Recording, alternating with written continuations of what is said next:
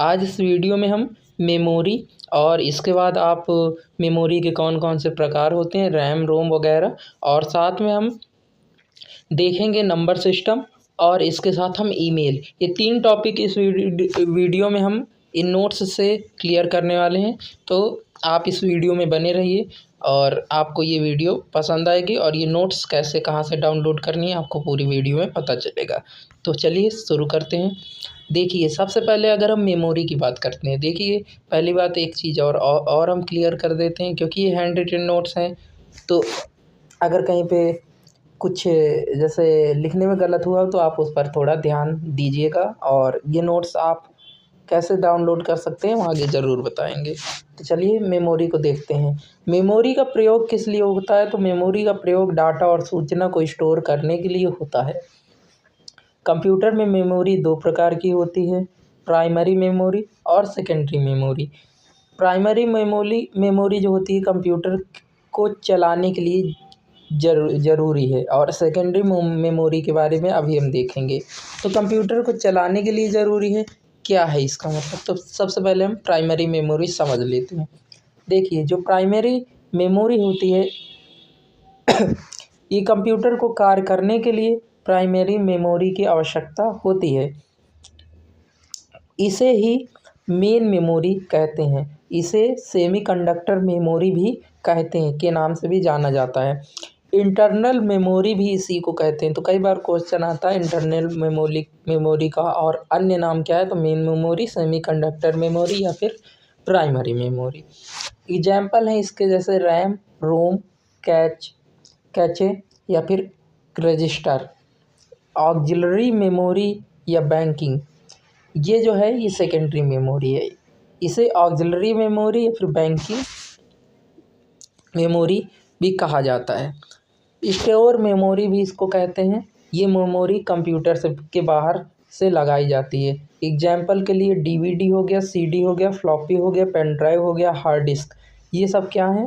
ये सब आपका सेकेंडरी मेमोरी है, जिसमें आपका सीडी रीयूजेबल मेमोरी होती है। नेक्स्ट बात करने वाले हैं हम रोम के बारे में। रोम क्या कौन सी मेमोरी है? अभी हमने पढ़ा है, आप कमेंट में ज़रूर बताएं। रीड ओनली मेमोरी इसका फुल फॉर्म होता है। इसमें पोस्ट बूट, रीबूट, बायस आदि उपस्थित होते हैं।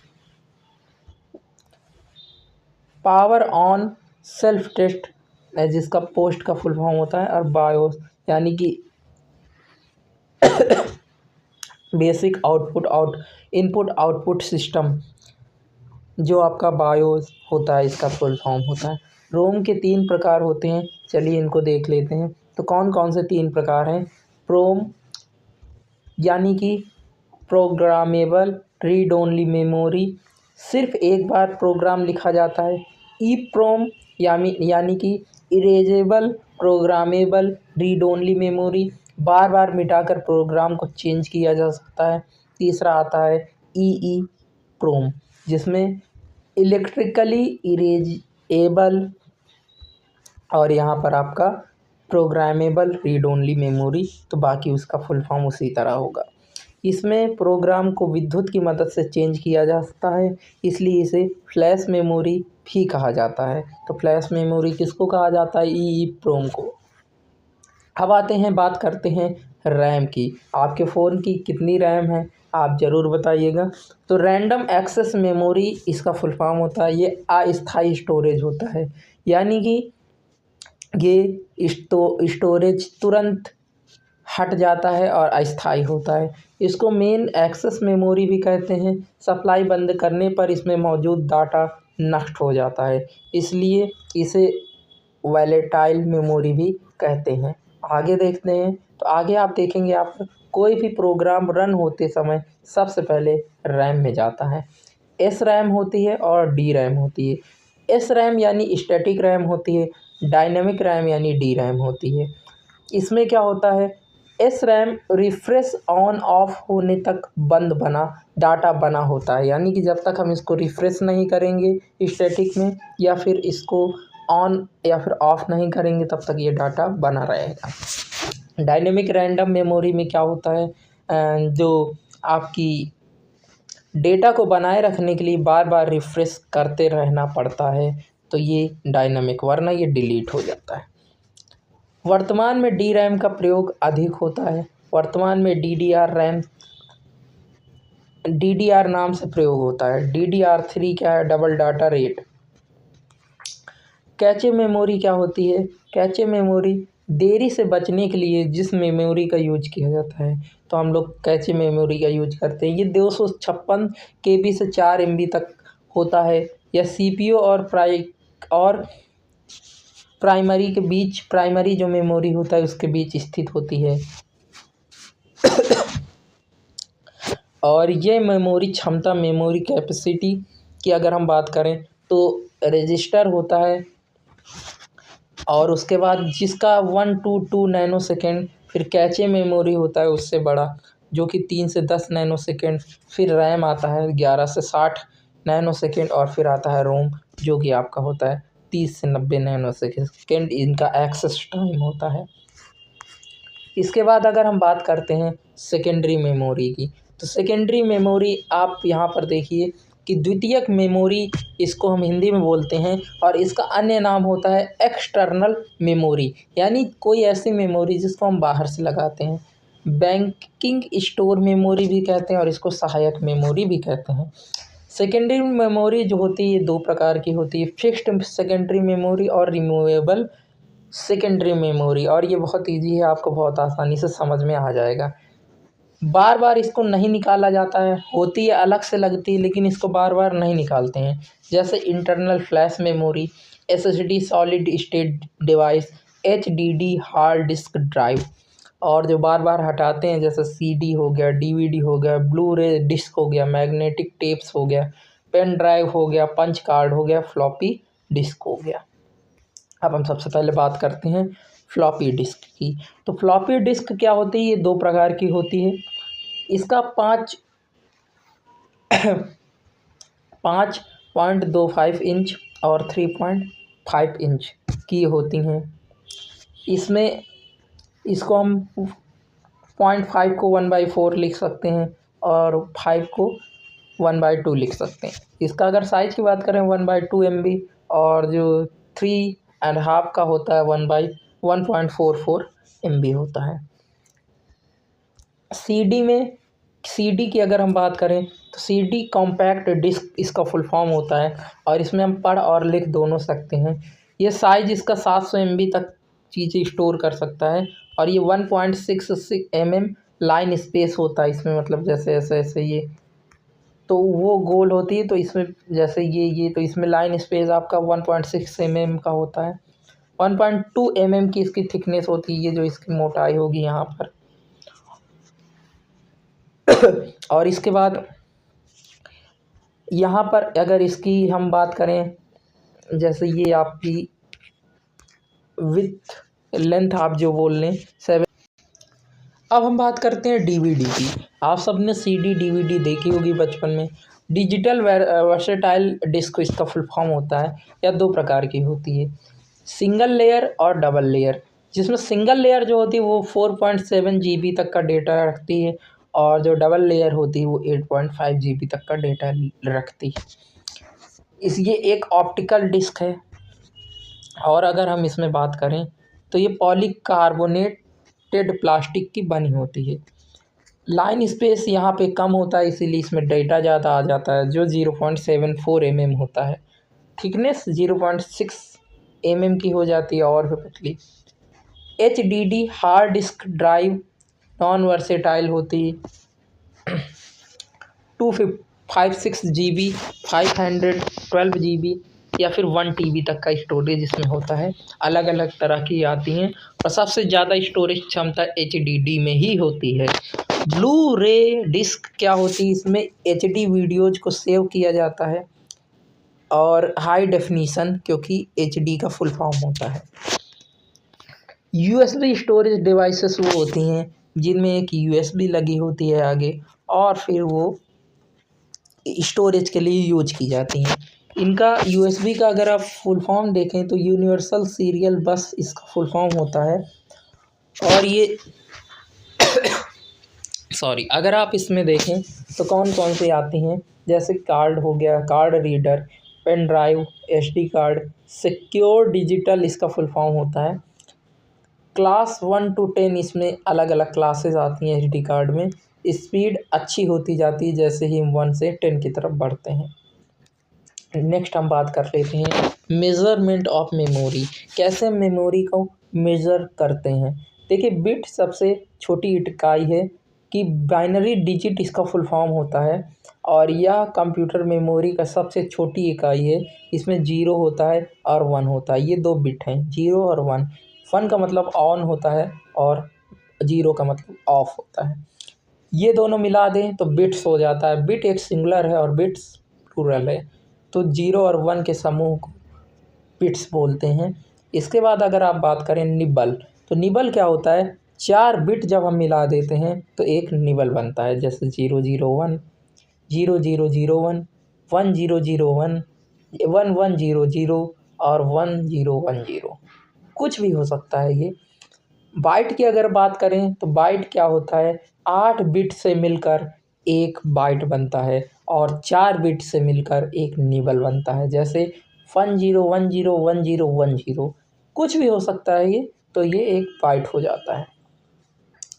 नेक्स्ट हम बात करते हैं 1 बाइट में 2 निबल होते हैं, क्योंकि 1 बाइट 8 बिट्स का होता है, तो यहाँ पर 2 निबल हो गए 4 बिट्स के। 1 निबल में 1/2 बाइट होता है, यानी कि एक निबल है जो कि आपका होता है कितने का 4 का, तो आपका बाइट कितने हो गए, आधा बाइट हुआ। कंप्यूटर में एक अक्षर 1 बाइट जगह घेरता है, यानी कि 8 बिट्स का जगह लेता है, और एक खाली स्थान भी 1 बाइट जगह घेरता है। जैसे अगर आपने वर्ड लिखा WORLD, तो इसमें 5 बाइट की जगह घेरी गई होगी। कंप्यूटर पर प्रोसेस होने वाली सबसे छोटी इकाई बाइट होती है। देखिए, कंप्यूटर पर जो प्रोसेस होती है वो सबसे छोटी इकाई बाइट होती है, लेकिन कंप्यूटर मेमोरी की सबसे छोटी इकाई बिट होती है। ये चीज़ आपको याद रखनी है। प्रोसेस करने के लिए हमें कम से कम बाइट की ज़रूरत पड़ेगी। किस शब्द की लंबाई हमेशा बिट में मापी जाती है? किस शब्द की अधिकतम लंबाई 64 बिट हो सकती है? 64 निबल में 256 बिट होंगे। जैसा कि आपको पता है, एक nibble is equal to 4 bit, तो 64 nibble is equal to 256 bit. 28 nibble में 14 बाइट होंगे, क्योंकि आधे हो जाएंगे। और अगर आप बात करें 14 बाइट में, तो 28 निबल हो जाएंगे। तो यहाँ पर कोई भी कन्फ्यूज़न आपको नहीं होगा। अब हम कंप्यूटर की मेमोरी में क्या KB होता है, क्या MB होता है, क्या GB होता है, इन सबको देख लेते हैं। 1 KB अगर आप बात करें, किलोबाइट इसका फुल फॉर्म होता है। तो 1024 बाइट, जब 8 बिट से एक बाइट बनता है और 1024 बाइट को हम मिला देते हैं, यानी कि 2 की पावर 10 बाइट, तो उसको बोलते हैं 1 KB। जब 1024 KB यानी कि 2 की पावर 20 बाइट मिलाते हैं तो 1 MB बनता है। फिर 2 की पावर 30 यानी कि 1024 MB से 1 GB बनता है। फिर 1024 GB से 1 TB बनता है, जिसमें 240 बाइट होते हैं। फिर पेटाबाइट आता है, जिसमें आप बोल सकते हैं 1024 TB होते हैं, और इसमें 2 की पावर 50 बाइट होते हैं। इसी तरह पावर बढ़ती जाएगी, 60 होगी, 70 होगी, और इसके बाद आता है आपका हेक्साबाइट, जिसमें 1024 PB होते हैं। फिर आता है जेट्टाबाइट, जिसमें 1024 EB होते हैं, और इसके बाद आता है योट्टाबाइट, जिसमें 1024 ZB होते हैं। तो इस तरह से आप इसको देख सकते हैं। अब हम बात करते हैं ईमेल की। देखिए, मेमोरी यहाँ पर आपकी लगभग समाप्त हो गई है। अगर आपको वीडियो पसंद आ रही हो तो वीडियो को लाइक कर दें और इस चैनल को सब्सक्राइब कर लें, ताकि ऐसे ही वीडियोज़ आपको मिलती रहें। और ये नोट्स आपको हमारे ये जो टेलीग्राम चैनल है, या फिर आप व्हाट्सएप चैनल से, जो डिस्क्रिप्शन में लिंक है, वहाँ से डाउनलोड कर सकते हैं।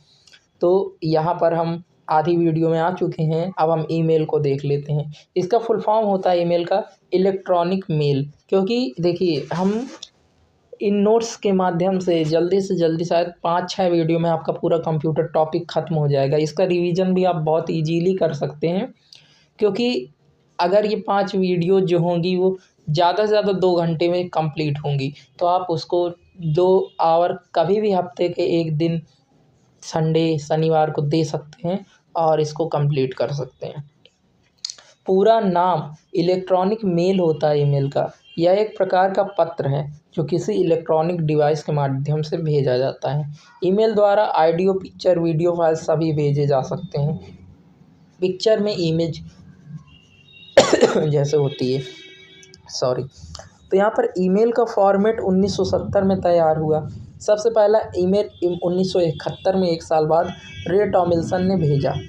ईमेल के जनक रे टॉमिल्सन को बोलते हैं। तो रे टॉमिल्सन कैसे आप याद रखेंगे ईमेल के जनक कौन हैं? तो आप देखिए, ईमेल है जो एक तरीके से आगे पहुंचता है और आगे एक चीज़ आपकी रे भी पहुंचती है। तो रे टॉमिल्सन, और जब मिलेंगे आप कब?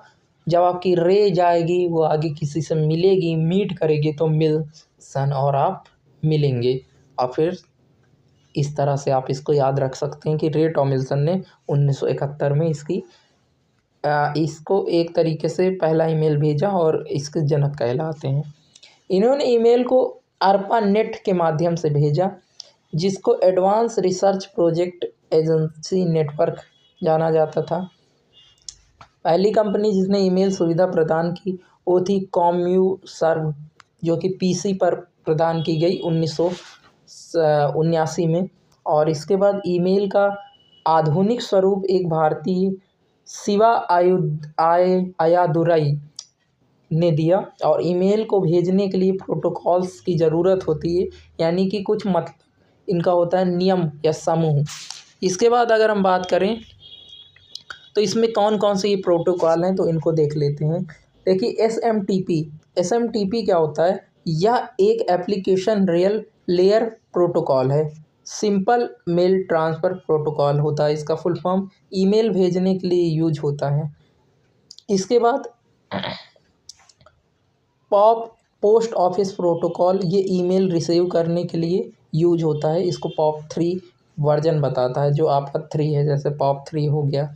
IMAP क्या है कि internet message access protocol, email receive करने में, और ये 1+ मतलब कि एक से ज़्यादा डिवाइस पर दिखाता है। तो ये आपका ईमेल का पूरा टॉपिक था। एसएमटीपी की अब हम बात करते हैं। तो एसएमटीपी 2 प्रकार का होता है, एंड टू एंड मेथड और storage and forward method. End to end और storage and forward method. Valid name, जैसे यहाँ पर कोई आपकी ईमेल आईडी है @gmail.com, तो इसमें जो आगे @ के आगे जो होता है ये आपका नाम होता है, यूजर नेम होता है, आपकी कंपनी का नाम होता है। जीमेल जो आपका है और .com जो है ये आपका डोमेन नेम होता है। ये जुड़ते किससे हैं? आपका नेम और आपका जो डोमेन नेम है वो @ से जोड़े जाते हैं। किसी भी ईमेल के 2 भाग होते हैं, एक होता है यूजर नेम, एक होता है domain name, host name. .com Gmail, और ये जो जीमेल है ये होस्ट नेम होता है। ईमेल से संबंधित अगर हम कुछ बातें देखें तो ईमेल एड्रेस में कोई स्पेस नहीं होना चाहिए। यहाँ पे साइन अनिवार्य होता है। ईमेल आईडी केस सेंसिटिव नहीं होती, मतलब इसमें चाहे हम, जैसे आपने मान लीजिए कोई भी, यानी पानी लिखा था अपना नाम, तो आप PA छोटा भी लिख दें तो चल जाएगा वो। तो ये केस सेंसिटिव नहीं होती, इसमें छोटा बड़ा कोई प्रभाव नहीं होता। ईमेल आईडी भी में अटैच में पेपर क्लिप आइकन का इस्तेमाल होता है। जैसे कभी भी आप ईमेल जब लिखते होंगे तो आप जब फाइल अटैच करेंगे तो वहाँ पर एक पेपर जो पिन होता है उस टाइप का एक आइकन बनता है। ईमेल फॉरवर्ड करते समय मौजूदा अटैचमेंट एडिट कर सकते हैं। जो भी आपके पास चीज़ें आई हैं तो उसमें आप और भी कुछ जोड़ सकते हैं, डिलीट कर सकते हैं फॉरवर्ड करते समय। ईमेल में 320 कैरेक्टर होते हैं। ईमेल का साइज अधिकतम 25 MB होता है। ईमेल की स्टोरेज 15 GB होती है। अब हम बात कर लेते हैं ईमेल स्पूफिंग क्या होता है। किसी फेक आईडी के द्वारा भेजा गया अनचाहा मेल और भेजने वाला स्पूफर कहलाता है। स्पैम, अनचाहे मेल, एडवर्टाइजमेंट आदि को मटेरियल को हम स्पैम बोलते हैं। कुछ ईमेल सर्विस प्रोवाइडर्स हैं, जैसे Gmail, Hotmail, Yahoo mail, India Times, Yahoo mail, Proton mail, Outlook, Rediff, ये सब क्या है, ईमेल सर्विस प्रोवाइडर हैं। जैसे आप ज़्यादातर जीमेल का यूज करते होंगे, कुछ लोग याहू मेल का यूज करते होंगे। अगर आप इनके अलावा भी किसी मेल का यूज करते हो तो नीचे कमेंट करके उसको ज़रूर बताएं। देखिए, भेजे गए ईमेल को हम सेंड बोलते हैं। भेजने से छोड़ दिया गया, कुछ लिख रहे थे लेकिन बीच में कोई बुला लिया, ड्राफ्ट बोलते हैं। रिसीव्ड मेल को इनबॉक्स में जाता है और डिलीटेड मेल ट्रैश में जाता है। अब देखिए, ईमेल का एक फॉर्मेट क्या होता है, जिसको भेजना है टू लगे लिखते हैं, जो भेज रहा है वो फ्रॉम है, सीसी कार्बन कॉपी होता है इसका फुल फॉर्म, और ये 50 आईडी, ये ज़्यादा लोगों को भेजने के पर सबको पता रहेगा और किसको भेजा गया। ये मतलब कि जैसे आपने एक भेजा तो ये सब जिसके पास जाएगा उसको ये भी पता चल जाएगा, अगर आप सीसी मोड पे भेजते हैं कि अच्छा ये इस टाइप का ईमेल दूसरे को भी भेजा गया है। ब्लाइंड कार्बन कॉपी क्या होता है, ये दूसरे लोगों को नहीं पता चलेगा कि और किसको किसको ये भेजा गया है। सब्जेक्ट्स जो भेज रहे हैं उसके बारे में संक्षिप्त में ऊपर हम लिख देते हैं। अटैचमेंट, ऑडियो वीडियो इमेज भेज सकते हैं और वो यहाँ पर हम अटैच कर देते हैं, उसको अटैचमेंट बोलते हैं। अब हम पढ़ने वाले हैं इंटरनेट। तो अब हम बात करते हैं इंटरनेट की। देखिए, इंटरनेट क्या होता है कि इंटरकनेक्टेड नेटवर्क को हम इंटरनेट बोलते हैं। क्या होता है ये और अच्छे से समझते हैं। Network of networks is called internet. Network का नेटवर्क जो होता है उसको हम इंटरनेट कहते हैं। जैसे कि आपकी 4 डिवाइसेस हैं, ये आपको मिलके एक नेटवर्क बनाती हैं, लेकिन इसका भी जब कनेक्शन और ब्रॉड लेवल पर हम देखते हैं उसको इंटरनेट कहते हैं। इसको और समझते हैं। इंटरनेट के लिए टीसीपी और आईपी प्रोटोकॉल का इस्तेमाल होता है। टीसीपी क्या होता है सॉरी, तो TCP is transmission control protocol और आईपी होता है इंटरनेट प्रोटोकॉल। तो इनसे इंटरनेट चलता है, इन दोनों से। टीसीपी आईपी का यूज क्या होता है, ये एक डिवाइस से दूसरी डिवाइस तक मैसेज को पहुंचाते हैं। टीसीपी किसी भी इंफॉर्मेशन को छोटे छोटे पॉकेट में तोड़ता है। इसके बाद आईपी इंफॉर्मेशन को रिसीवर तक भेजता है। तो कोई भी आपके पास इंफॉर्मेशन है उसको तोड़ने का काम कौन करता है, तो टीसीपी करता है, जिसका फुल फॉर्म था ट्रांसमिशन कंट्रोल प्रोटोकॉल। तो यहाँ पर जैसे कि हाय किसी ने लिखा तो टीसीपी इसको 0101 के रूप में तोड़ेगा और फिर यहाँ पर हम दूसरी डिवाइस में हाय देख पाएंगे। आगे अगर हम देखें तो फादर ऑफ इंटरनेट किसको, विंड सर्फ को फादर ऑफ इंटरनेट कहा जाता है। फादर ऑफ टीसीपी आईपी भी विंड सर्फ को बोला जाता है। इंटरनेट को गवर्न कौन करता है, मतलब कोई तो एक होगा ना जो ये पूरा इंटरनेट जो चल रहा है इसको कौन देखता है, तो ICAN है, जिसका दुनिया भर का इंटरनेट को देखना काम है। ICANN क्या है, इसका फुल फॉर्म है internet corporation to assigned names and number. इसका हेडक्वार्टर है लॉस एंजल्स में। नेटवर्क क्या होता है, दो या दो से अधिक कंप्यूटरों को इंटरनेट के माध्यम से जोड़ना नेटवर्क कहलाता है। नेटवर्क को जोड़ने के लिए कुछ ज़रूरी चीज़ें चाहिए होती हैं। एक होता है रिपीटर्स, सिग्नल्स को एक्सटेंड करने का काम करता है। राउटर या सिग्नल को रूट रास्ता दिखाता है। हब सभी डिवाइस को जोड़कर सारे नेटवर्क सेंट्रल कंट्रोल करता है और इसीलिए इसे सर्वर कहते हैं। जैसे ये 4 डिवाइसेस है तो ये एक किसी नेटवर्क से कनेक्ट होंगी और वो उसे हब बोलते हैं, और हब एक तरह से कंट्रोल करता है इन सब को और इसी को सर्वर बोलते हैं। कंप्यूटर हम जानते हैं, इसके अलावा स्विच की ज़रूरत होती है जो पॉकेट्स प्रोवाइड कराता है छोटे छोटे। सुपर कंप्यूटर हो सकता है जो हमारा हब है, सर्वर जिसको हम बोल रहे हैं। अब नेटवर्क के कई प्रकार होते हैं, इनको देख लेते हैं। एक होता है PAN, सबसे छोटा नेटवर्क होता है जिसका फुल फॉर्म होता है पर्सनल एरिया नेटवर्क। ये क्या होता है, जैसे ब्लूटूथ हो गया, हॉटस्पॉट हो गया, ये सब 20 से 30 मीटर का नेटवर्क बनाते हैं और उसी एरिया में होता है, इसीलिए इसको पर्सनल एरिया नेटवर्क बोलते हैं। लैन होता है लोकल एरिया नेटवर्क, ये एक ऑफिस में होता है या एक बिल्डिंग में होता है 50 से 60 मीटर तक। आप जैसे किसी स्टेशन में जाते हैं तो वहाँ पर एक उनका नेट होता है कि वहीं उसी एरिया में वाईफाई पकड़ता है। मान क्या होता है, मेट्रोपॉलिटन एरिया नेटवर्क, ये 10 से 50 किलोमीटर रेंज, जैसे सिटी केबल आपका हो गया, जो आपके कई सारे लोकल वाईफाई होते हैं लोकल एरिया में, केवल वो आपको देखने को मिलेंगे, तो ये सब मान में आते हैं। वैन क्या होता है, वैन होता है वाइड एरिया नेटवर्क, ये कंट्री और वर्ल्ड में यही है। तो कुछ नेटवर्क जैसे 2G हो गए, 3G हो गए, 4G हो गए, 5G हो गए, ये सब जनरेशन है इसकी।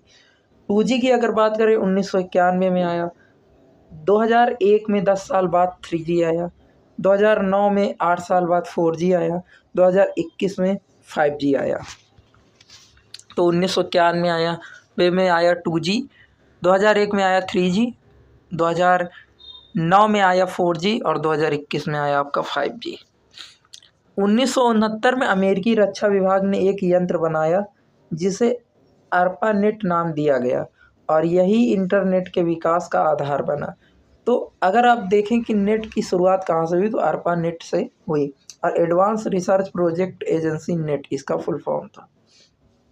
1989 में 20 साल बाद टिम बर्नर्स-ली ने www और वर्ल्ड वाइड वेब बना HTML का विकास किया, जिसका फुल फॉर्म था hyper text markup language.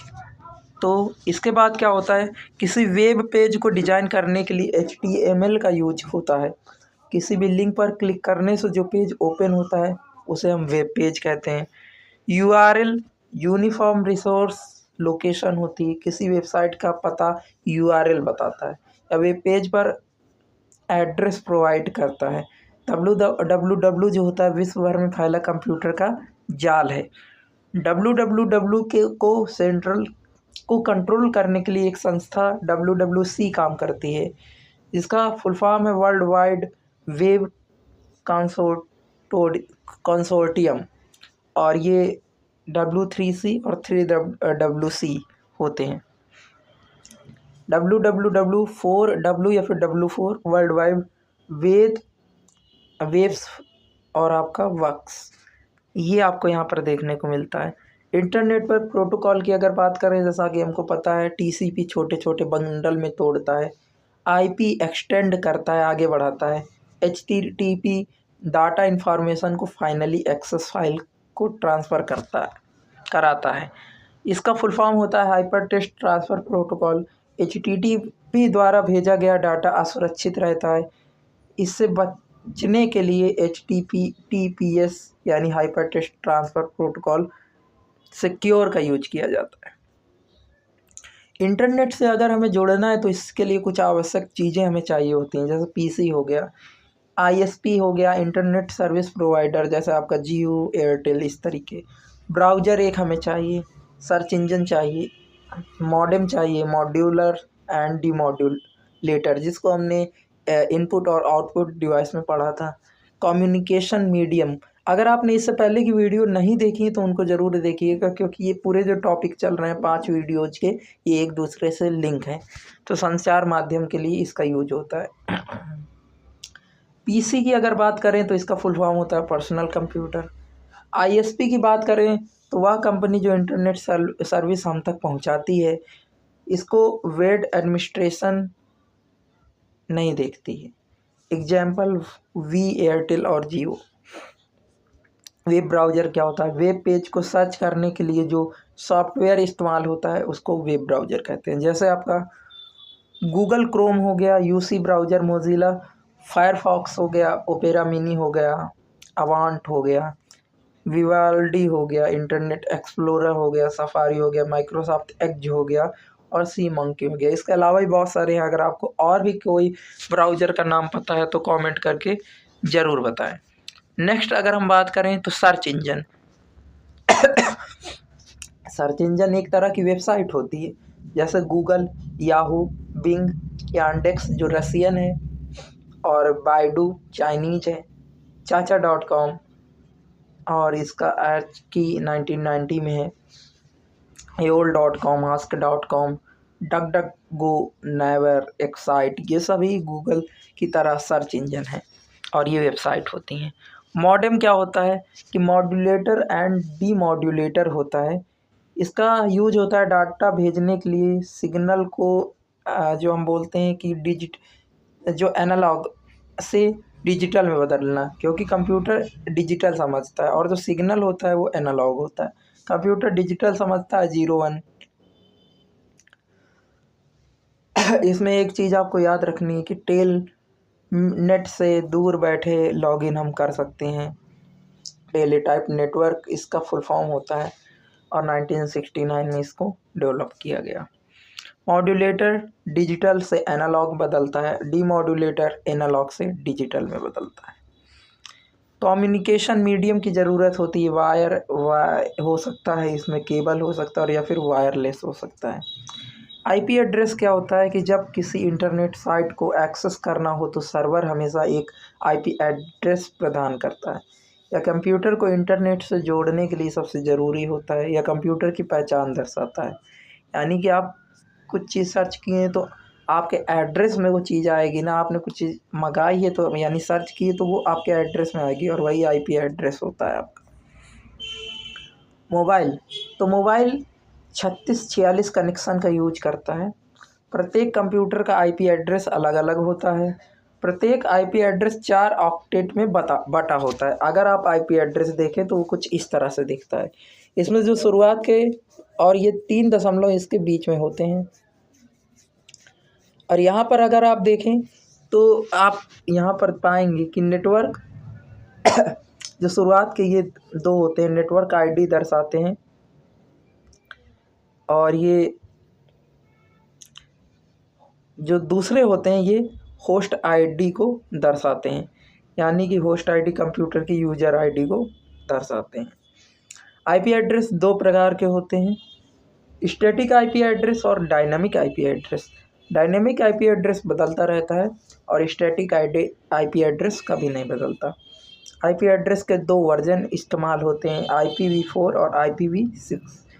IPv4 क्या होता है, इंटरनेट प्रोटोकॉल वर्जन 4 और IP वर्जन 6 ये है। इसमें 32 बिट होते हैं, हमेशा ये आपका डॉट का प्रयोग करता है और ये हमेशा कॉलन का यूज करता है। यहाँ पर जैसे आप एग्जाम्पल में देखें 1 2 3 डॉट 6 तो ये IPv4 का है और 2 3 कॉलन इस तरीके ये IP6 का वर्जन है। नेक्स्ट हम बात करते हैं आईपी एड्रेस में 0 से 255 तक अंक होते हैं।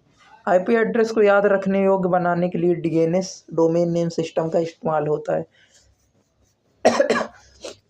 जो DNS आईपी एड्रेस को डोमेन नेम में बदलता है।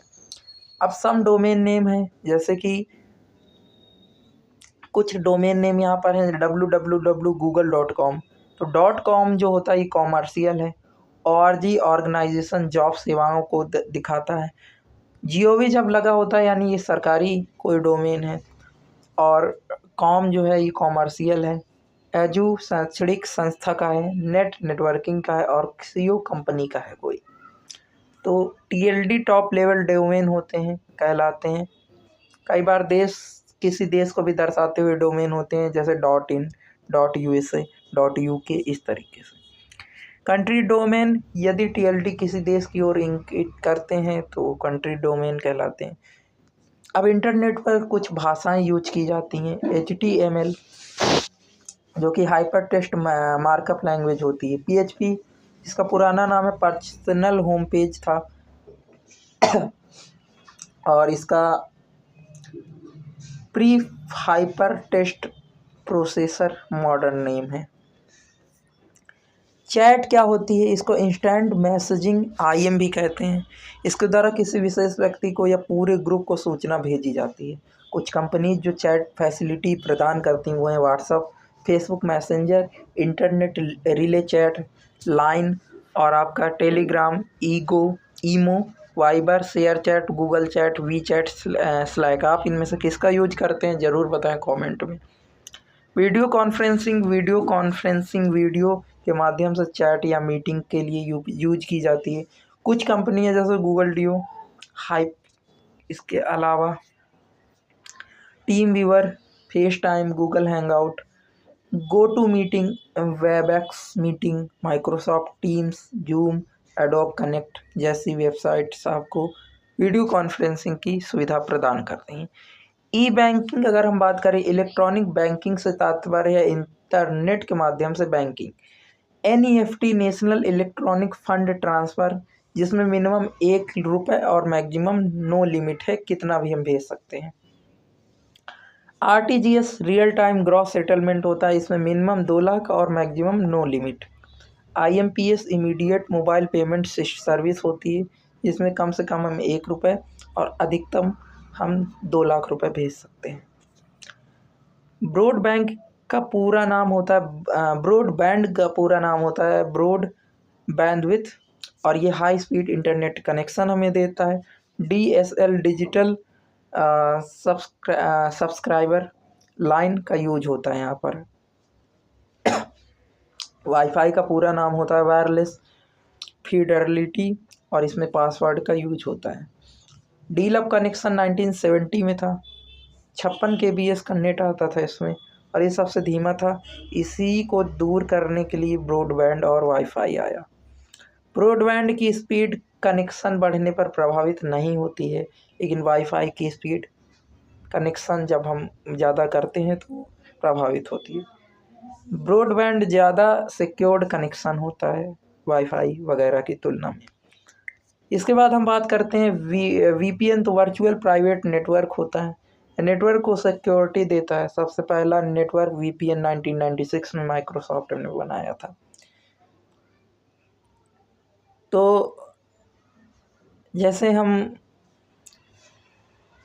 हमको इंटरनेट सर्विस प्रोवाइडर जो होते हैं, तो अगर हम VPN का यूज करेंगे तो इनके बिना भी हम कर सकते हैं, अपना ब्राउजिंग कर सकते हैं, लेकिन VPN के बिना इससे नहीं कर सकते।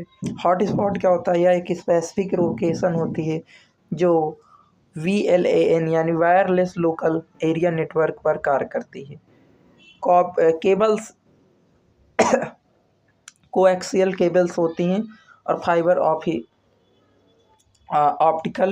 ऑप्टिक्स केबल्स होती हैं।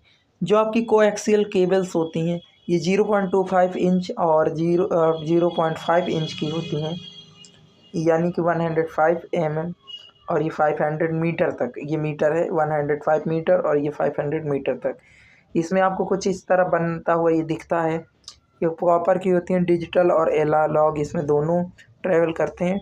टीवी में डिश में इसका केबल यूज होती है, और यहाँ पर कोटिंग होती है, और बीच में कॉपर की एक तार होती है। इसके बाद यहाँ पर ट्विस्टेड पेयर केबल्स होती हैं, जिसमें इस तरीके से कॉपर लपटा हुआ आपको देखने को मिलता है। फाइबर ऑप्टिक्स केबल जिसका अभी यूज हो रहा है, ये सबसे अच्छे होते हैं। यहाँ पर बफर जैक्स, जो बाहर का पोर्शन होता है, उसको बोलते हैं फाइबर ग्लास, अंदर होता है। और लाइट जिस तरीके ट्रैवल होती है, उस तरीके कुछ परावर्तन का सिद्धांत होता है, और यहाँ पर ये फाइबर ऑप्टिक्स केबल यूज में लाई जाती है। इसके बाद हम बात करते हैं integrated service digital network, ISDN।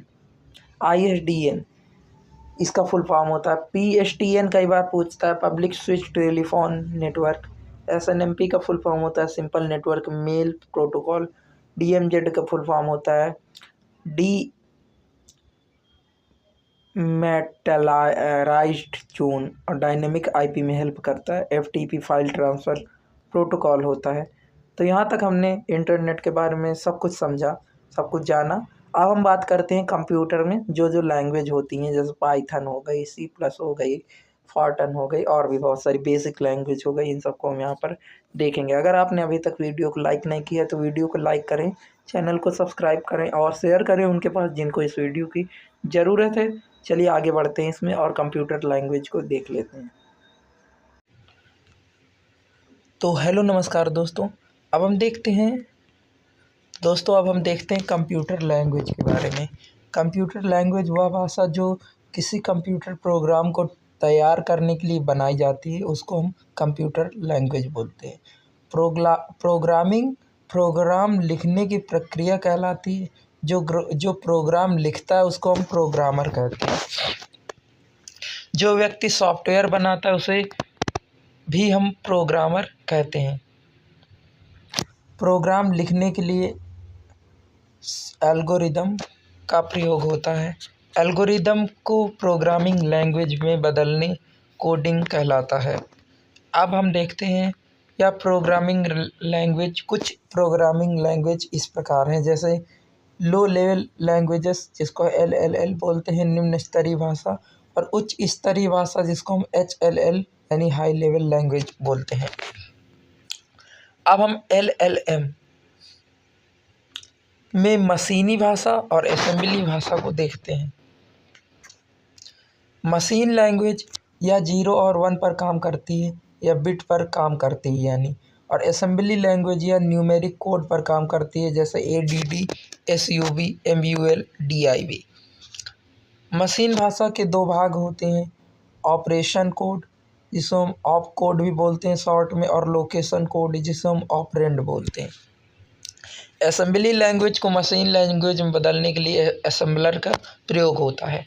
अब हाई लेवल लैंग्वेज क्या होती हैं, जैसे कुछ हाई लेवल लैंग्वेज हैं जैसे फॉर्टन हो गई, जिसका पूरा नाम होता है फार्मूला ट्रांसलेशन, या गणित और वैज्ञानिक गणनाओं के लिए बनाई गई है।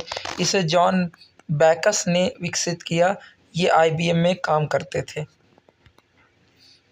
यहाँ पर बात करें, सबसे पहले प्रयोग की गई व्यापारिक भाषा थी फॉर्टन। इसकी एक पंक्ति में 72 मैगजिम्स वर्ण कैरेक्टर लिखे जा सकते हैं। कोबल की बात करें, COBOL common business oriented language थी। आपको कमेंट करके बताना है कि कोबल किस पीढ़ी के कंप्यूटर्स में सबसे पहले यूज हुई थी, जो कि हमने आपको, जो हमारी फर्स्ट क्लास थी, फर्स्ट नोट्स आपको मिलेंगी, वहाँ पर आप देख सकते हैं, आपको प्लेलिस्ट में वो वीडियो मिल जाएगी। तो यह भाषा भी व्यापारिक प्रयोग के लिए बनाई गई। इसे कैडासल कंपनी ने बनाया, जिसका फुल फॉर्म है conference on data system and language. इसके विकास में महत्वपूर्ण व्यक्ति हॉपर को माना जाता है।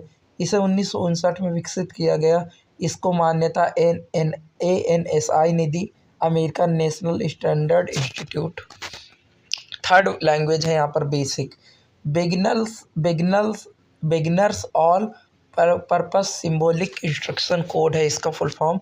इसे सभी भाषाओं के लिए नींव का पत्थर कहा जाता है, क्योंकि सबसे ज़्यादा प्रयोग होने वाली HLL यानी हाई लेवल लैंग्वेज यही है। PC में प्रयोग होने वाली पहली HLL यही है। PC में प्रयोग होने वाली पहली व्यापारिक भाषा यही है।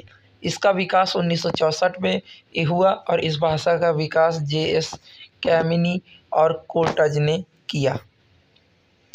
C लैंग्वेज, इसको आपने बहुत सुना होगा, इसका विकास 1972 में हुआ। इसके आविष्कारक डेनिस रिची और ब्राउन कार्निंघम थे। बेल लैब्स में इसको बनाया गया। यूनिक्स इस भाषा में बना पहला सॉफ्टवेयर था। C++ की अगर हम बात करें, यह एक इंटरमीडिएट लैंग्वेज है, और जो HLL और HLL का संयोजन है। यह 1979 में विकसित की गई, तब इसका नाम C विथ क्लासेज हुआ करता था। 1983 में इसका नाम बदलकर C++ हो गया। यह बेल लैब्स द्वारा विकसित की गई साइंटिस्ट अगर इसकी बात करें तो जार स्टारपॉप। जावा लैंग्वेज आपने बहुत सुनी होगी, 1995 में डेवलप हुआ। इसे सन माइक्रोसिस्टम कंपनी ने बनाया, और साइंटिस्ट इसके जेम्स जॉसलिंग थे। AC, TV, डिजिटल फ्रिज आदि में कंट्रोल करने के लिए जो रिमोट होते हैं ना, उसमें सिग्नल होता है, उसमें जावा भाषा का प्रयोग होता है। तो ये आप याद रख सकते हैं। इसके बाद प्रोलॉग है, ये एक प्रोग्रामिंग लैंग्वेज है। सबसे अधिक HLL, सबसे आधुनिक HLL है। और कोमल और लोगो, ये कॉमन एल्गोरिदम लैंग्वेज है। बच्चों की पढ़ाई में जो बनते हैं सॉफ्टवेयर वगैरह, उसमें इसे यूज किया जाता है। AI आर्टिफिशियल इंटेलिजेंट, ये 5वीं पीढ़ी की लैंग्वेज है। जावा स्क्रिप्ट SQL यानी कि स्ट्रक्चर्ड क्वेरी लैंग्वेज, और ये 4th पीढ़ी की लैंग्वेज है। इसके बाद C++, जावा बेसिक, फोर्टन, कोबल, ये थर्ड पीढ़ी की लैंग्वेज हैं। अन्य कुछ HLL जैसे आपकी पाइथन है, सी हैच है, रूबिक और विजुअल बेसिक है, और एल्गोल है, नेट है, PHP है। अब हम इसके बाद बात करने वाले हैं नंबर सिस्टम की। नंबर सिस्टम में यहाँ पर आप देखेंगे क्या होते हैं बाइनरी नंबर, क्या होते हैं डिजिट्स, और क्या होता है ऑक्टल नंबर, ये सब हम देखने वाले हैं। तो चलिए देखते हैं। देखिए, कंप्यूटर में 4 संख्या पद्धति प्रयोग होती है। एक होता है बाइनरी, बाई का मतलब होता है 2 यानी 0 1, सिर्फ 2 नंबर। ऑक्टल में 8 होते हैं, यानी 0 से हम शुरू करेंगे तो 7 तक जाएंगे, टोटल ये 8 हो गए, 0 1 2 3 4 5 6 7। दशमलव संख्या डेसिमल नंबर, 0 से लेकर 9 तक आप जाएंगे, ये टोटल 10 हो जाएंगे, क्योंकि आप 0 भी ले रहे हैं इसलिए 9 तक है। हेक्साडेसिमल, ये होते हैं आपके 16, और 16 टोटल नंबर होने चाहिए। 0 से आप शुरू करेंगे तो 15 तक जाएगा, लेकिन 9 के बाद हम 10 11 12 13 14 को ABCD के रूप में लिखते हैं। जैसे 10 हो गया A, 11 हो गया B, 12 हो गया C, 13 हो गया D, 14 हो गया E, और 15 हो गया F, यानी F तक जाते हैं। जैसा कि आपको पता है A⁴ 0 = 1 होता है, A⁴ 0 = 1 होता है। अब बाइनरी नंबर क्या होता है, तो इकाई का अंक 2⁴, फिर 2⁴1, 2⁴2, 2⁴3 करके हम इसको निकालते हैं। ऑक्टल में इकाई का अंक 8⁴0, 8⁴1, 8⁴2 इस तरीके से होता है। डेसिमल में 10⁴1, 10⁴0, 10⁴1, 10⁴2। हेक्साडेसिमल में इकाई का अंक 16⁴0 इस तरीके से होगा। अभी हम ये जो किस तरीके से चेंज होता है इसको भी देखेंगे। तो आप देखिए, बाइनरी संख्या का आधार होता है 2, ऑक्टल संख्या का यहाँ पर हमने देखा आधार होता है 8, डेसिमल संख्या का आधार 10 होता है, और हेक्साडेसिमल का 16 होता है। अब मान लीजिए एक दशमलव संख्या है, इसको हम बाइनरी संख्या में कैसे बदलेंगे। तो आपको क्या करना होता है, मान लीजिए आपके पास ये 25, यहाँ पर हम थोड़ा छोटा लिखते हैं, 25 दिया हुआ है। ये अभी इसका यहाँ पे 10 है, यानी कि ये एक डेसिमल नंबर है, इसको हमको बदलना है बाइनरी में। तो बाइनरी में जब आप चेंज करेंगे तो इसमें 1 और 0 का ही यूज हो सकता है। तो हम क्या करेंगे, इसको LCM टाइप का लिखते हैं। हम 25 ऐसे लिखेंगे, और यहाँ पर हम 2 से ही इसमें डिवाइड करना शुरू करेंगे, क्योंकि हम बाइनरी में चेंज कर रहे हैं। अगर हम ऑक्टल में चेंज करते तो हम 8 से यहाँ पर डिवाइड करते, 2 से आप करेंगे तो ये 12 बार जाएगा, और यहाँ पर 1 बचेगा रिमाइंडर। फिर यहाँ पर आप 2 छक्का 12, और यहाँ पर आपका 0 रिमाइंडर बचेगा। फिर 2 तिहाई 6, यहाँ पर 0 रिमाइंडर बचेगा। फिर 2 एकान्नम 2, और यहाँ पर 1 रिमाइंडर बचेगा। फिर यहाँ पर 1 आप इसी तरीके उतार दीजिए, तो आपका बाइनरी नंबर कितना हो जाएगा, 1 1 0 0 1। तो ये जो नंबर आए इनको आप इधर से लिखना शुरू करते हैं उल्टा, तो ये आपका 1 1 0 0 1 ये आ जाता है इस तरीके से। इसको जो आपका सबसे नीचे बचता है इसको आप मोस्ट सिग्निफिकेंट डिजिट यानी MSD बोलते हैं, और जो आपका शुरुआत वाला होता है रिमाइंडर, ये आप LSD यानी लीस्ट सिग्निफिकेंट डिजिट बोलते हैं। इस तरह आप 97 को भी देखिए यहाँ पर किस तरीके से किया गया है, आप रोक कर देख सकते हैं। बाइनरी से अगर हमें दशमलव बनाना है तो उसको भी हम आसानी से बना सकते हैं। जैसे 11 0 0 1 है, तो ये आपका बाइनरी है। तो बाइनरी यानी 2⁴0, 2⁴1, 2⁴2, 2⁴3 और 2⁴4। इसको सॉल्व करने के बाद इससे मल्टीप्लाई करेंगे और इन सबको जोड़ देंगे। 2⁴0 1 हो जाएगा, 1 × 1 1 हो जाएगा। प्लस लगाएंगे, 2⁴1 कितना भी आएगा, 0 से मल्टीप्लाई करेंगे 0, प्लस यहाँ पे भी 0 आ जाएगा। फिर 2 यहाँ पे 3 था, 8 1 जा 8, तो 8 आ जाएगा। 2⁴4 तो ये हो जाएगा आपका 16 1 जा 16, 16 और 8 आपका हो जाता है 24, और 1 यहाँ पर हो जाता है 25, तो यहाँ पर आपका 25 ऐसे आ जाता है। इसी तरह हम दशमलव को ऑक्टेव में बदल सकते हैं। जैसे 97 की पावर 10 है, इसको हम जब ऑक्टेव में बदलेंगे तो 97 को हम डिवाइड करना शुरू करेंगे 8 से, तो यहाँ पर 12 टाइम जाएगा, 1 रिमाइंडर बचेगा। फिर 8 से 4 रिमाइंडर बचेगा। तो यहाँ पर आपका 8 ऑक्टेव में है, तो यहाँ पर 7 तक कुछ भी आ सकता है रिमाइंडर में, तो आपको प्रॉब्लम नहीं होनी चाहिए। इसके बाद यहाँ पर और भी नंबर्स दिए हुए हैं, अगर आपको इस पे एक स्पेसिफिक वीडियो चाहिए कि किस तरीके, तो इससे रिलेटेड हम बहुत सारे क्वेश्चन करवा देंगे, आप वहाँ पर देख सकते हैं किस तरीके से। आप देखिए ऑक्टर से बाइनरी में बदलना है तो ऑक्टर कुछ भी दिया हो तो उसको हम बाइनरी में बदल सकते हैं। फिर यहाँ पर आपको बाइनरी का जोड़ आना चाहिए, तो 0 प्लस 0 कभी भी 0 ही होता है, 1 प्लस 0 1 होता है, 0 प्लस 1 1 होता है, और 1 1 0 होता है जिसमें कैरी 1 आ जाता है। 0 प्लस 0 0 और 1 1 0, मतलब सेम होगा तो 0, और जो आपका एडिशन में डिफरेंट होंगे, दूसरे दूसरे होंगे तो 1 आएगा। लेकिन एडिशन में 1 1 दोनों रहेगा तो वो 0 आएगा, लेकिन कैरी भी 1 आ जाएगा। अब एक एडिशन करके देखते हैं, जैसे 1 1 0 1 0 1 0 है, 1 1 0 1 आता है। इसका हम एडिशन करते हैं जैसे, तो आप एडिशन में यहाँ पर देखिए 0 1, तो 0 1 अगर आप देखें तो 1 आता है, यहाँ पर हम 1 लिखेंगे। 1 0 1 0 1 आता है, यहाँ पर 0 1 0 1 फिर से 1 आता है, और इसके बाद 1 1 0 आता है और कैरी भी 1 आ जाता है, तो 1 0 1 1 1 ये आपका आंसर हो जाता है। अब बाइनरी को माइनस कैसे करते हैं, तो यहाँ पर जैसे 1 0 1, पहले इसको देख लेते हैं क्या क्या होता है। 1 में 0 गए 1 आएगा, 0 में 0 गए 0 आएगा, 1 में 1 गए 0 आएगा, 0 में 1 गए 1 आएगा। यानी कि जो प्लस में हो रहा था कि 0 1 1 हो रहा था, तो यहाँ पे भी 1 माइनस 0 1 आएगा, 0 माइनस 1 1 आएगा, सेम रहेगा।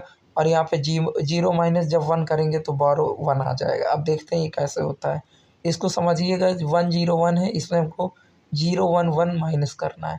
देखिए 1 में 1 गए, यहाँ पर आप देखिए 0 आता है, 0 में 1 गए 0 में 1, एक हमको कैरी लेना पड़ेगा, तो यहाँ पे हम जब कैरी लेंगे तो ये हो जाएगा 1 0, यानी कि ये 1 हो जाएगा। अब 1 में 1 गए तो 1 में 1 गए, यहाँ पर आपका जब 1 में 1 आपका जा नहीं सकता, यानी कि आप क्या करेंगे यहाँ पर, हाँ 0 में 1 जब हम माइनस करेंगे तो 1 ही आ जाएगा, लेकिन यहाँ से कैरी हमें लिया था, तो 1 में से अब कैरी चला गया तो यहाँ पे 0 बचा था, अब 0 में 0 गए, यहाँ पे 0 आ जाएगा। इसी तरीके इसको भी थोड़ा सा समझ लेते हैं, तो 1 1 0 1, और इसके बाद 0 1 1 0 है, 1 में 0 गए, तो 1 में जब 0 जाएगा आपको पता है 1 आने वाला है, 0 में 1 गए, यहाँ पे 1 आएगा, लेकिन यहाँ से 0 चला गया, फिर 0 में 1 गए तो वहाँ पे 1 आएगा, लेकिन यहाँ पे एक इसको कैरी आपने देखा था, तो यहाँ पे ये कितना हो जाएगा, तो यहाँ पे ये देखिए, यहाँ पे जो हमारा था 1 में 1 गए तो 0 आना था, सॉरी यहाँ पे 1, 1 मिनट, इसको 0 1 1 0, हाँ, तो यहाँ पे 1 में 0 गए, तो 1 में 0 गए तो यहाँ पर 1 आएगा, और 0 में 1 गए तो 0 में 1 गए तो 1 आएगा यहाँ से, लेकिन एक चला जाएगा तो इसके पास बचेगा 0। अब इसके बाद बचा 0, तो 0 में 1 गए तो फिर 1 आएगा, और 0 में 0 गए तो यहाँ पर आ जाएगा 0, तो ये इसका आंसर होगा। यहाँ पे हमने एक डिजिट चेंज कर दिया है और इसको 1 में 1 जाएगा तो ये 0 होगा, इसलिए वही थी। अब यहाँ पर हम बाइनरी गुणा कैसे करते हैं, बाइनरी गुणा सेम होता है जैसे आप नॉर्मली करते हैं, लेकिन यहाँ पर एडिशन अलग हो जाता है। एक इसको हम करके देखते हैं कि किस तरह से होता है। देखिए 1 1 0 है, इसमें मल्टीप्लाई करना है 1 0 का। सबसे पहले 0 का तीनों में करेंगे तो 0 0 0 3 बार आता है। अब 1 का जब करेंगे तो 0 1 1 और 1, इसके बाद आपका 0, तो उसी तरह ये उतर जाता है, 0 0 0 हो जाता है, 0 में 1 गए 1 हो जाता है, और यहाँ पर फिर ऊपर 0 हो जाता है, और 0 में 1 गए ये 1 हो जाता है। यहाँ पर अगर देखें तो इसको आप देखिए किस अंक को दर्शाता है, तो आप इसको डेसिमल में चेंज करके कर सकते हैं। बाइनरी डिवीज़न कैसे होता है, डिवीज़न भी आप सेम तरीके से करेंगे। 100 का 11 110 में जब हम देंगे तो 100 1 जा 100, और यहाँ पर हमारा उसी तरीके हम माइनस करेंगे, और फिर यहाँ पर जो 0 है हम उसको उतार के, और सेम उसी तरीके हम आगे इसको कर लेते हैं। इसके बाद यहाँ पर ये एक पेज है, ये साफ़ नहीं आ पाया है, तो हम इसको जो सर्किट के प्रकार होते हैं उसको एक अगली वीडियो में आपको डिस्कस कर देंगे। बस ये एक पेज है, और आप इसके लिए बेफिक्र रहिए, उस वीडियो में हम इसको कवर कर देंगे। आशा करते हैं आपको ये वीडियो ज़रूर पसंद आई होगी। अब लास्ट वीडियो इस सीरीज की आने वाली है जिसमें हम माइक्रोसॉफ्ट वर्ड और माइक्रोसॉफ्ट एक्सेल को डिस्कस करेंगे। उसके बाद हम क्वेश्चन आंसर की सीरीज लाने वाले हैं जिसके लिए अलग एक प्लेलिस्ट बनाएंगे। अगर आप चाहते हैं उसी प्लेलिस्ट में रखें तो आप नीचे कमेंट करके बताएं। अगर आपको कोई सजेशन देना है तो आप ज़रूर कमेंट करें। आपको ये वीडियो कैसी लगी ज़रूर बताएं। अगर आपको वीडियो पसंद आती है तो वीडियो को लाइक करें, इस चैनल को सब्सक्राइब करें और शेयर करें उनके पास जिनको इस वीडियो की ज़रूरत है। चलिए मिलते हैं अगली वीडियो में, तब तक के लिए धन्यवाद।